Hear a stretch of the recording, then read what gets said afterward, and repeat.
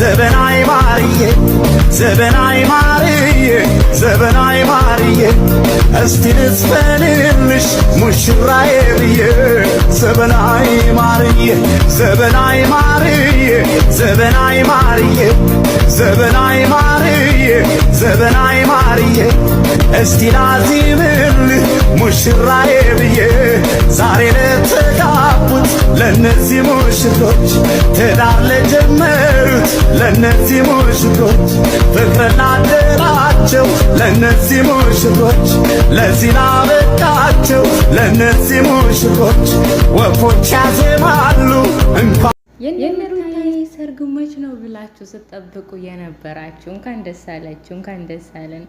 የምር በጣም ደስ ብሎኛል። ምክንያቱም እኔም በጉጉት የምጠብቀው ቀን ነበር። መች ነው ያኔ ማለት ሰርጋችን ቀረበ እያሉ በጣም ስለቆየ እኔም በጣም በጉጉት የምጠብቀው ቀን ነበር። ይኸው ደረሰ። የማይደርስ ነገር የለምና ይደርሳል እኮ እናንተ አስቡ አልሙ እንጂ ሁሉም ነገር ያላችሁት ነገር በቀኑ ይሆናል ማለት ነው። እና አልሐምዱሊላህ በጣም ደስ ብሎኛል ለመናገር እና ምክንያቱም ሩታዬ ያሳለፈችው ቻሌንጅ ሁላችንም እናውቃለን። ምን ያክል መከራ እንዳሳለፈች ማለት አላህ መጨረሻውንም ያሳምርላት። እውነት ለመናገር ማለት አይን በስቶበታል በዚህ ነገር እና አላህ መጨረሻውን ያሳምርላት። በቃ አሁን እንዳሉበት እስከ መጨረሻው ድረስ ወልደው ከብዶ የልጅ ልጅ ልጅ ልጅ ልጅ ልጅ ልጅ ልጅ አይተው በፍቅር የሚኖሩ ያድርጋቸው።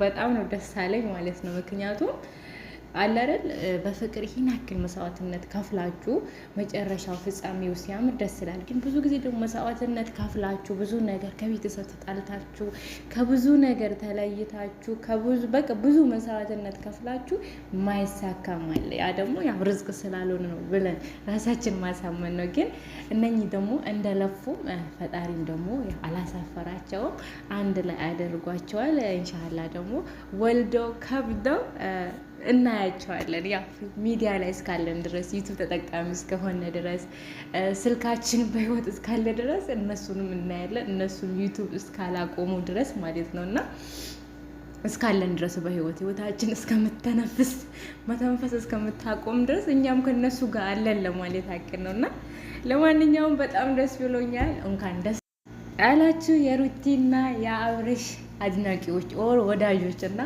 እንኳን ደስ አላችሁ። ሙሉ ቪዲዮውን ማታ እንጠብቃለን።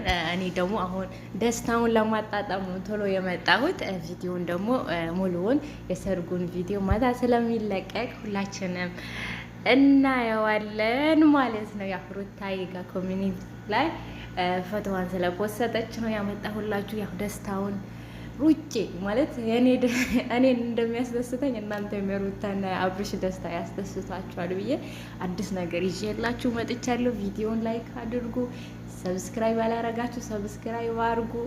ለምታረጉልኝ ሁሉም ነገር አመሰግናለሁ። ጨርሻለሁ። ሰላም አለይኩም ወራህመቱላሂ ወበረካቱ።